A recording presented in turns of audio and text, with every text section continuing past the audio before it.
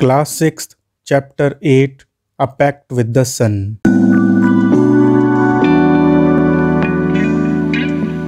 Saida's mother had been ailing for a long time. Fever, cough, body ache, painful joints and whatnot. Treated by a variety of physicians for weeks. She often showed signs of improvement, but soon relapsed into her old, sick self. One complaint substituted by another. Though weak and colorless, she was forbidden normal food and was under strict orders to remain perpetually confined to her small, dingy room with doors and windows fastened, deprived of sunshine and fresh air. Saeeda की माँ लंबे समय से बीमार थी। बुखार, खांसी, शरीर दर्द, जोड़ों का दर्द और ना जाने क्या क्या बीमारियां उन्हें थी। बहुत सारे डॉक्टरों ने हफ्तों तक उनका इलाज किया। कभी कभार उनमें कुछ सुधार दिखाई देता था, पर कुछ समय बाद ही उनकी बीमारी वाली हालत वापस लौट आती थी।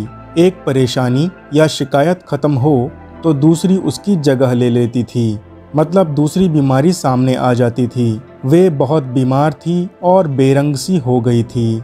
उनका सामान्य भोजन या कहें नॉर्मल खाना मना था और वह बहुत सख्त नियमों में रहती थी।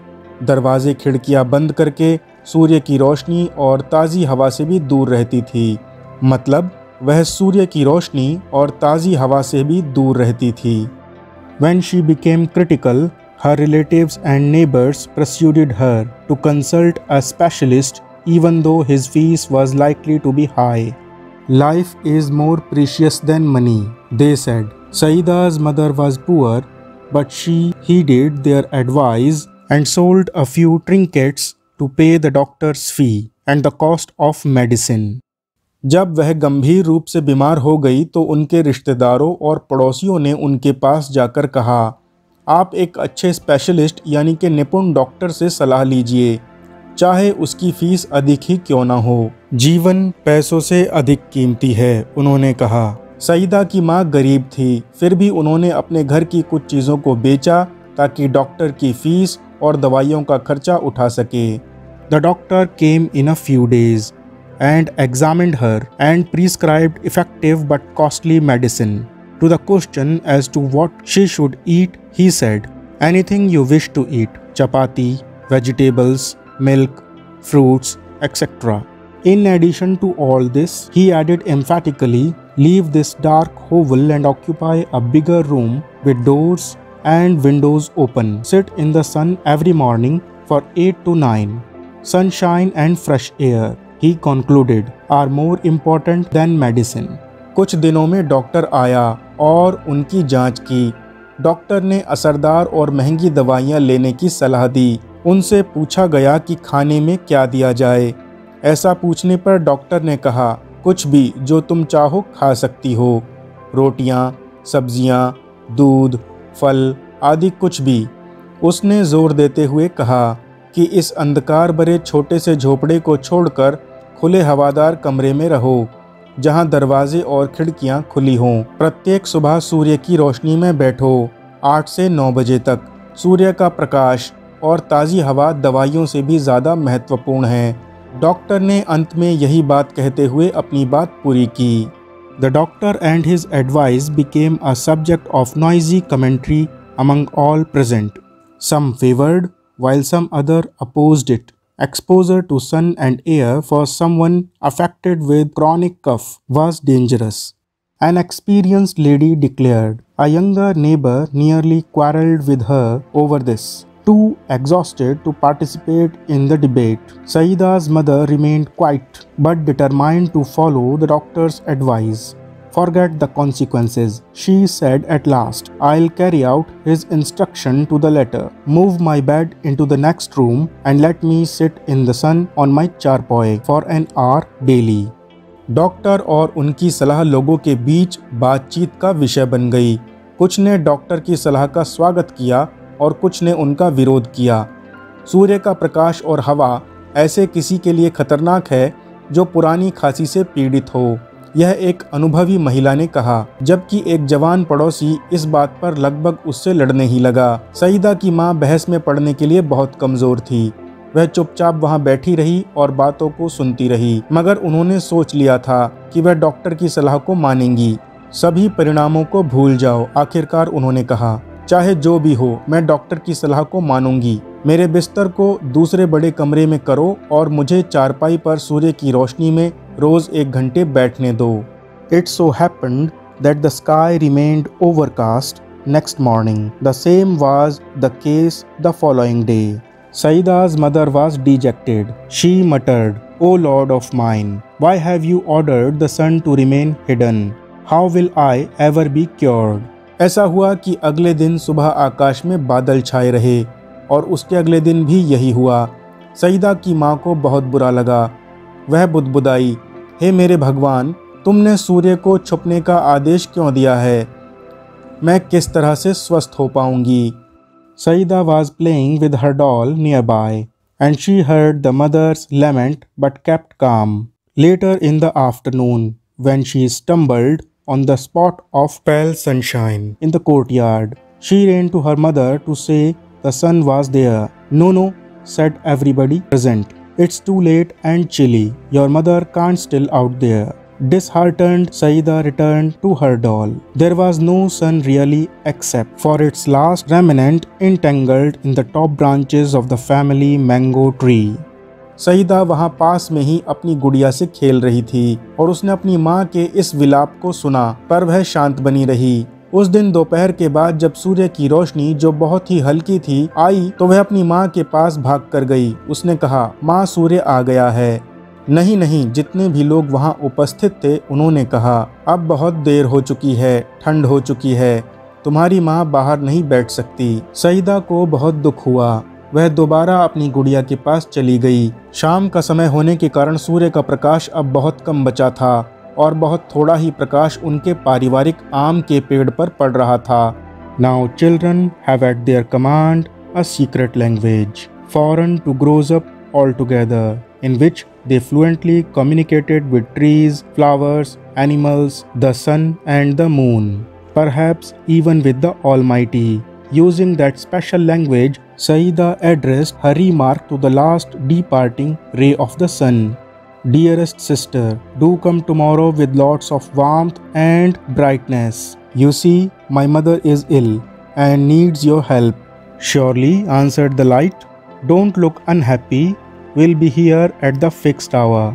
अब बच्चों के पास एक छुपी भाषा होती है जो बड़ों के पास नहीं होती, और इस भाषा में वे बहुत अच्छे से बात कर सकते हैं, पेड़ों से, फूलों से, जानवरों से, सूर्य और चंद्रमा से, शायद ईश्वर से भी। अपनी उसी विशेष भाषा का यूज करते हुए सईदा ने अलविदा होती हुई सूर्य की किरणों से कहा, प्यारी बहन, कल जरूर आना, गर्मी और प्रकाश के साथ। तुमने देखा मेरी माँ बीमार है और उन्हें तुम्हारी सहायता की आवश्यकता है। जरूर, प्रकाश की किरणों ने कहा, तुम दुखी मत रहो, हम निश्चित समय पर जरूर आएंगे।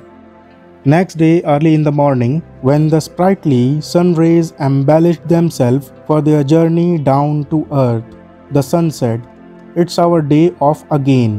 We are staying up here. The road to earth is blocked by an army of thick musky clouds." The little rays so much wanted to go down for a lark, but they remained quiet. One of them, who had made a pact with little Saida, said, "Sir, I cannot stay back. I have given my word to Saida, whose mother is ill and needs our help. I'll pierce through the clouds to reach Saida's courtyard. How else will her mother be cured?" अगले दिन सुबह जल्दी ही जब सूर्य की किरणें निकलने ही वाली थी, धरती तक पहुंचने ही वाली थी, तो सूर्य ने कहा, आज हमारी छुट्टी है, हम यहाँ ऊपर ही रुकने वाले हैं। धरती तक के रास्ते को घने बादलों की सेना ने ढका हुआ है। छोटी किरणें धरती पर जाना चाहती थी, पर फिर भी वह चुप रही।